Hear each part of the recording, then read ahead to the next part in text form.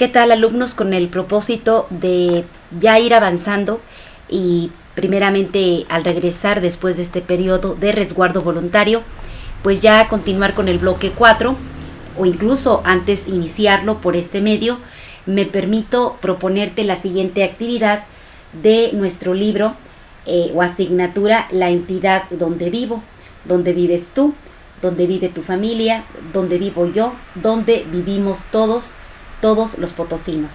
El tema, seguimos con el virreinato, pero ahora en esta vertiente el gobierno y sociedad en los pueblos y las ciudades virreinales, como en este caso le correspondió a San Luis Potosí. Tus materiales de apoyo será tu libro, tu cuaderno de notas, tal vez la elaboración de un mapa porque viene propuesto como actividad para evaluar, así como también pues un agradecimiento, tus conocimientos previos, un agradecimiento y síguete cuidando. Pues bien, el propósito es, como ya te lo mencioné, es tratar de avanzar para ya después de este periodo dar continuidad al bloque 4 que ya estaremos iniciando por este medio. Pues bien, en este propósito, en este tema, el aprendizaje esperado que se espera de ti, que aprendas, es que reconozcas en el legado del virreinato rasgos que nos dan identidad cultural pues a cada uno de todos los potosinos. Ese es el aprendizaje esperado o lo que se espera que tú aprendas. Bien, te vas a situar en la página 74 y llegaremos a la 79. En sus páginas 74. Palabras clave, vas a encontrar como el primer alcalde que tuvo de alguna manera nuestro estado de San Luis Potosí. También como palabra clave vas allá a llegar al día de fundación de nuestro estado de San Luis Potosí, así como también vas a conocer personajes importantes que se les atribuye su contribución para la fundación de todo lo que fue San Luis Potosí, como fue el capitán Miguel Caldera. Bien, iniciando vamos a tener lo siguiente. También se te va a tener la propuesta de escuchar, me di a la tarea de presentarte una pequeñita obra de teatro que viene aquí propuesta para que comprendamos mejor una actividad que también viene como el mapa histórico para realizar y que la puedas compartir y la tengas ahí en resguardo o bien compartirla en la plataforma de Classroom para que la tengas ahí y te ampares de alguna manera la evaluación del último trimestre. Pues bien, vamos a iniciar. En la primera parte nos comenta nuestro libro, pues es como un resumen, un reconocimiento, un recordatorio acerca de que en el primer apartado del bloque viste que pues la guerra chichimeca terminó hacia 1590 y aquí viene de nueva cuenta a jugar un papel importante el capitán mestizo, palabra clave mestizo, que más adelante te voy a compartir el significado, y porque también el mestizaje, las castas, cómo se dividieron las clases durante este periodo, lo vas a retomar en cuarto, quinto grado. Muy bien. Pues bien, cuando termina la guerra chichimeca, hacia 1590, el capitán mestizo Miguel Caldera y Fray Diego de la Magdalena, pues tienen a bien negociar la paz con los indígenas. Te recordamos que pues los indígenas en nuestra entidad en específico pues fueron un poquito reacios a dejarse dominar y por supuesto a conquistar. Entonces Fray Diego de la Magdalena como Miguel Caldera jugaron un papel importante en este periodo de aplacar pues todos los brotes de violencia de los indígenas, tanto entre ellos mismos como hacia los españoles, pues tratar de controlar pues estas inquietudes propias y muy, muy reales y pues en todo su derecho de nuestros indígenas. Bien, ambos solicitaron al virrey, ya te platiqué que tuvimos un virrey que era el segundo de mando, vamos a decirlo así, de control al rey de España, que nunca vino a América, pero el virrey se encargaba de llevarle noticias, las buenas nuevas, como se decía por ahí en esos tiempos. Y pues bueno, el papel del virrey era eso. Entonces ambos le solicitaron en Caldera y el Fray Diego de la Magdalena le solicitaron al virrey que varias familias tlaxcaltecas, que fueron los que de alguna manera los apoyaron un poquito más, se trasladaran al territorio chichimeca para enseñar a los guachichiles, atención con los guachichiles, porque más adelante lo vamos a ver, a vivir en un pueblo, y para que se convencieran de abandonar sus antiguas costumbres y aprendieran la religión católica. Ya lo hemos platicado en clase, cuál era el papel importante de Miguel Caldera y Fray Diego de la Magdalena, pues era ahí que iba la fuerza militar, acompañada de lo espiritual con Fray Diego de la Magdalena, que era enseñarlos, adoctrinarlos en la religión católica y de alguna manera, y si no de muchas, cambiarles todas sus costumbres, sus tradiciones. Bien, el virrey Luis de Velasco, que también jugó un papel importante, se puso de acuerdo con el gobierno indígena de Tlaxcala y familias tlaxcaltecas que emigraron a la Gran Chichimeca, es decir, al norte de Nueva España. En 1591 salen de Tlaxcala y llegan al presidio de Cuisillo, que estaba situado al sur de Ciudad de Zacatecas. De ahí algunas familias pues se trasladaron a San Luis Potosí, otras a Jalisco y otras más a Coahuila. Fíjate que te menciono, y tu libro lo dice, estos 3 estados porque de alguna manera todavía no estaba esa división política de nuestra República Mexicana, pero que más adelantito vas a ver qué papel jugamos y cuánto abarcaría una alcaldía, ¿verdad? El poder, los límites también territoriales, y que San Luis Potosí de alguna manera, junto con todos los 58 municipios de San Luis Potosí, dependieron en gran medida de Zacatecas, de Nuevo León, incluso hasta de Texas. Más adelantito lo vas a poder leer. Bien, en 1591 los tlaxcaltecas fundaron pueblos, mucha atención con estos datos, pueblos en Charcas, San Miguel de Mixquitic y Tlaxcalilla, luego en Venado y San Jerónimo de Agua Hedionda. Tlaxcaltecas y guachichiles fueron vecinos y cada pueblo o barrio mantuvo su propio gobierno, es decir, que aún así les permitieron tener su propio gobierno, sus propias formas de cómo regirse, de cómo convivir. Bien, y más adelantito en un rectangulito de fondo amarillo te platica ahí que fueron los tlaxcaltecas, o te da una información de los tlaxcaltecas que tú tendrás que leer. Y dice, los tlaxcaltecas que llegaron a San Luis Potosí eran agricultores, bilingües, hablaban tanto el castellano como, en su caso, pues su lengua materna, el náhuatl, que era el que dominaban, usaban esta última exclusivamente para hablar entre ellos. Pues sí, porque los tlaxcaltecas, aunque les dio mucha ayuda a los españoles, fíjate, ya eran bilingües, algo pues magnífico, grandioso, porque podían dominar, era meritorio de los tlaxcaltecas que dominaran sus 2 lenguas, su lengua materna, su de originaria, que era, en este caso era el náhuatl, y también el castellano. Fíjate qué trabajo les pudo costar hablar y dominar el español, y pues fíjate cómo sabían ya, ya estaba el poder, el dominio de los españoles, de que nada más hablaban el náhuatl entre ellos. Saliendo de ahí, al convivir con otros, con los españoles y con pues las demás personas o la sociedad, tenían que de manera inmediata hablar el español castellano. O sea que también, junto con la Malinche, que fue otro personaje en la historia, les sirvieron de traductores en todo el paso de los españoles en toda la República Mexicana, en específico en San Luis Potosí.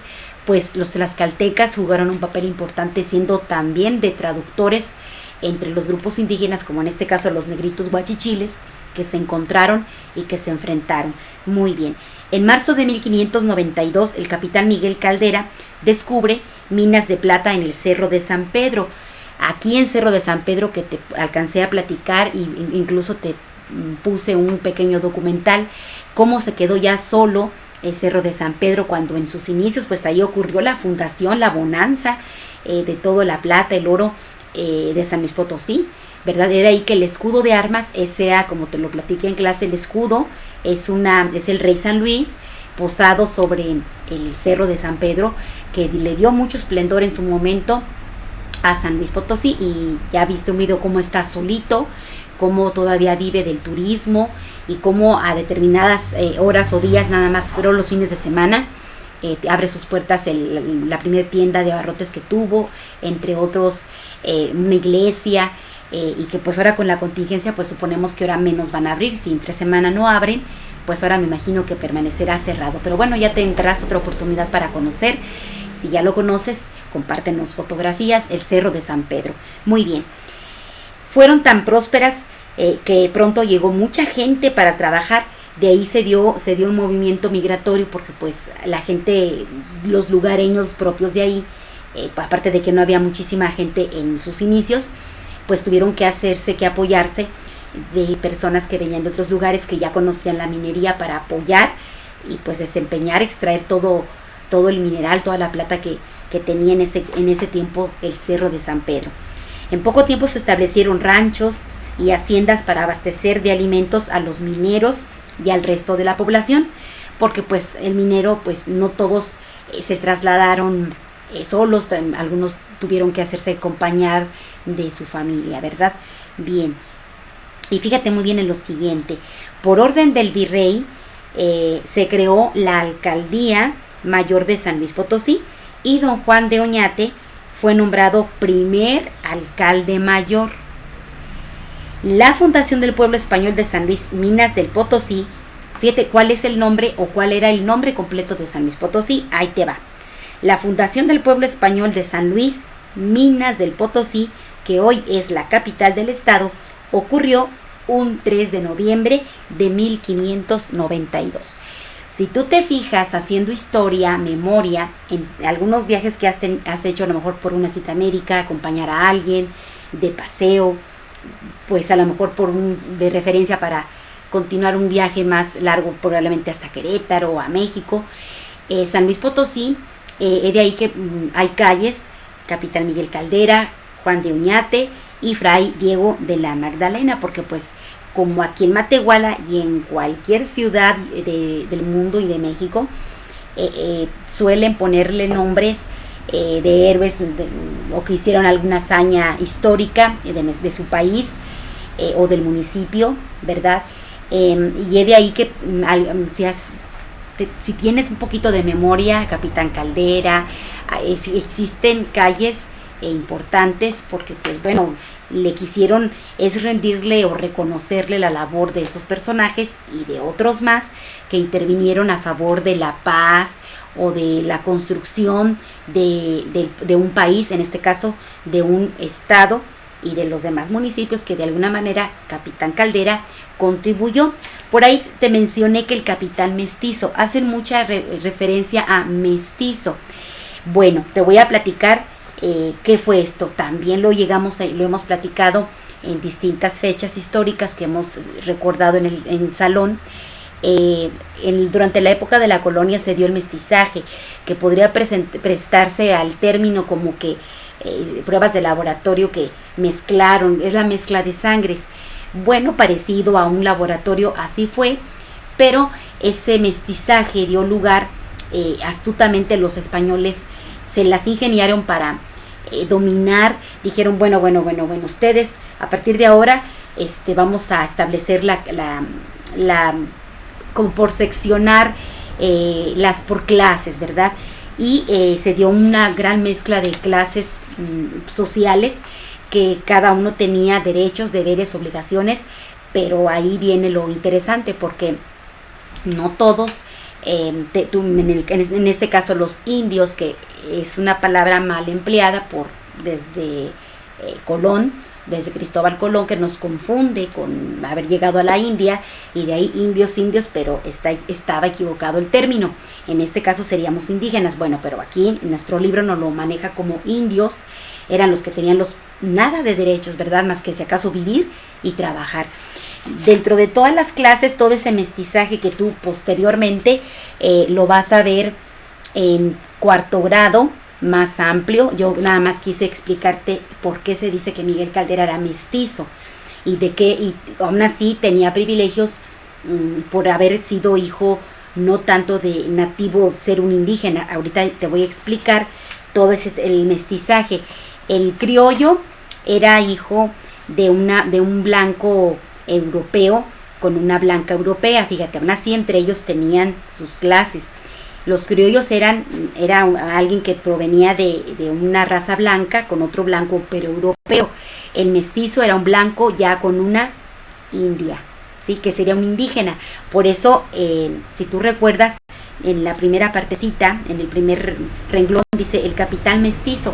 Miguel Caldera incluso no era originario de San Luis Potosí, pero bueno, como se le reconoce como potosino, porque en ese tiempo, en Nueva España, Zacatecas de alguna manera dependía de San Luis Potosí y San Luis también dependía de Zacatecas, por eso había una relación muy reconocida, muy aceptada. Bueno, el mestizo era el que era hijo de un blanco, pero ya de una india o un indígena. El castizo era ya hijo de un mestizo con una española. El mulato era el español, era hijo de un español, pero con una afroamericana. Aquí me la manejan como negra, ¿verdad? Pero ya son términos que son despectivos y es en este caso afroamericano, pero no han actualizado la información y además así se debe de quedar la historia. El saltapatrás también se le conoció como saltapatrás, era ya alguien que, fíjate nada más, cómo se pobló nuestro México, nuestro América, era de un chino con una indígena o una india. Y bueno, pues ese es el mestizaje. Y pues los más importantes, ¿cuáles crees que eran? Pues el español, ¿verdad? Que no entraba ni en los blancos, pero entraba en los blancos, pero era blanco, no tanto europeo, sino era el verdadero español o peninsular, porque ya el criollo era originario o descendía, había nacido de un blanco europeo y de una blanca europea, pero todavía no era considerado, sí tenía privilegios, ciertos privilegios, pero el más era el español o peninsular, él era el que tenía todos los derechos, ¿verdad? Y luego también se dio los indios, que son los indígenas, los afroamericanos, ¿verdad? Que eran los esclavos traídos de África, ¿verdad? Entre otros lugares de la población afroamericana. Pero aquí lo manejan todavía como negros. Bien, aclarado esto, pues fíjate nada más, en este caso el capitán Miguel Caldera era mestizo y aún así tenía algún poder en cuanto a la entidad de San Luis Potosí. Y Juan de Oñate, él nació en 1550 en la ciudad de Pánuco, Zacatecas, lo que era Nueva España. Él era hijo de un conquistador y su mamá era abuelo de un funcionario que trabajaba en la tesorería real de la Nueva España. La tesorería era algo así como aquí en Matehuala, en el municipio, que la tesorería, que es el que cobra ciertos servicios, hay que acudir a la tesorería municipal. Fíjate desde dónde viene esta palabra. Es por ello que Juan de Oñate tenía también ciertos privilegios, ¿verdad? Y tampoco era potosino, pero al ser de Pánuco, que en ese tiempo era Zacatecas, Pánuco, Zacatecas, una pequeña ciudad que era de parte todavía de la Nueva España. En el caso de Miguel Caldera, aquí te voy a poner un problemita matemático. Fíjate, él nace en 1549 y fallece en 1597. Ahí te va. Vamos a hacer una resta. ¿A qué edad muere Miguel Caldera? Fíjate, la gente en ese tiempo empezaba muy joven a trabajar, a enfrentar la vida. Y por lo tanto, como no había adelanto en la medicina, pues fallecía muy joven. En el caso de Miguel Caldera, puedes hacer una restita. Él nace en 1549 y fallece en 1597. ¿A qué edad murió? Vas a poner 1597, que es el año en que fallece, menos 1549, que es el año en que nació. ¿A qué edad fallece? A los 48 años, fíjate, muere muy joven.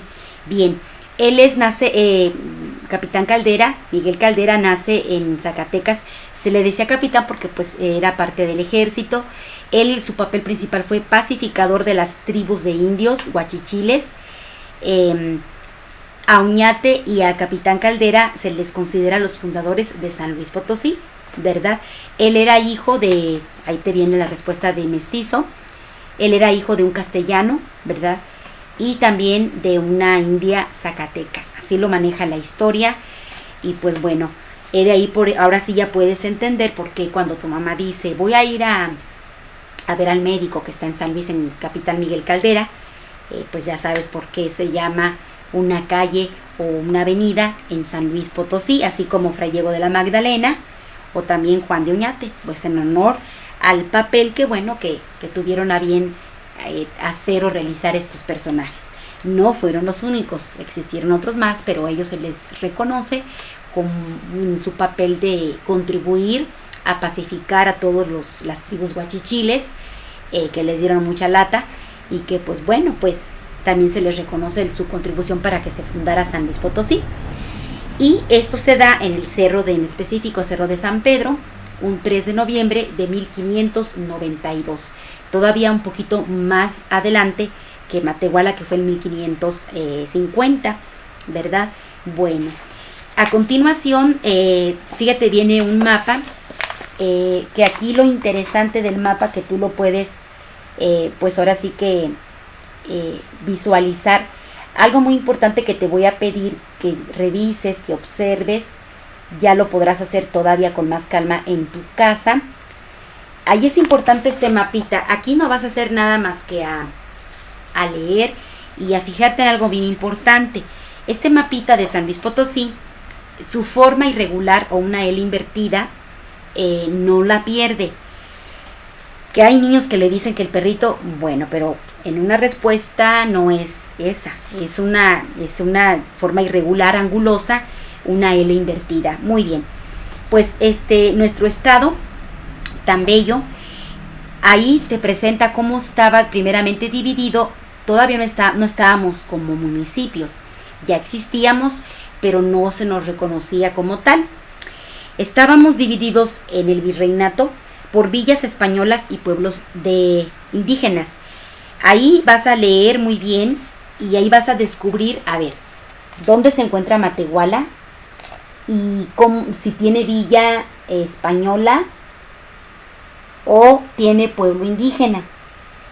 Bueno, ya con más claridad en tu libro, en tu casa, vas a ver desde las que pertenecen en la bolita verde, fue donde sí existieron o se fundaron villas españolas, donde probablemente, a ver ahí, ¿por qué sí se establecieron villas españolas en algunos municipios de San Luis Potosí? Probablemente porque los indígenas que existieron fueron más dóciles o fáciles de controlar, mientras que el número 9 le corresponde todas las bolitas o circulitos café, ¿sí? Era donde siguieron existiendo los pueblos de indígenas. Si tú te puedes fijar, hay una parte de la región de la Huasteca y en el altiplano sí no figura una villa española, sino que figura un grupo indígena o pueblo indígena, que eran los negritos guachichiles. Era ahí que pues nuestro grito de guerra del nombre de Matehuala o Matehuala era ese, que ya lo viste desde primer año en la fundación de Matehuala, nuestro municipio, que Matehuala de ahí viene porque estaban las guerras, el no dejarse invadir, ¿verdad? Que les respetaran su territorio, y el grito de los negritos guachichiles era Matehuala o Matehuala, ¿verdad? En distintos manuales o en documentales trípticos vas a ver que está separado Matehuala, que era el grito de guerra porque precisamente ya sentían que estaban arribando los españoles, entre otros grupos indígenas que pues a lo mejor con los tlaxcaltecas, que querían adueñarse de su territorio, y de ahí era un grito de guerra de que espérate, no me puedes invadir, ¿verdad? Muy bien. Y luego ahí más adelante viene algo bien importante. Puedes revisar, pulsarle pausa y checar un mapa de la República Mexicana o el de San Luis Potosí que tenga la Rosa de los Vientos o los 4 puntos cardinales. Fíjate bien, te lo menciono porque en esta parte de letras color blanco, ahí viene una explicación y te hace que te pongas atención en lo siguiente que dice: ilustración basada en un mapa virreinal, todavía era durante la época virreinal, de San Jerónimo de Agua, hedionda. El autor del mapa, dice, puso los puntos cardinales en otro orden. ¿Notas la diferencia? ¿Por qué lo hizo así? A ver, pregunta para que tú lo analices y veas por qué lo haría así. Se colocaría de un punto distinto no lo sabía. ¿Cuál crees tú que podría ser la razón? Bien, más adelante en el último video me voy a enlazar, también te voy a compartir el de la fábula, el cuento, el coyote y los borregos, porque también de ahí vas a hacer una actividad. Ahorita te dejo descansar tantito, porque tenemos que darnos agilidad para dar la continuidad y gracias primeramente a Dios, regresar y ya continuar con el bloque 4 de la entidad donde vivo. Entonces ahorita te dejo tantito para que cheques, vayas por tu mapa, tu cuaderno de notas y continuar con la lectura. Con permiso.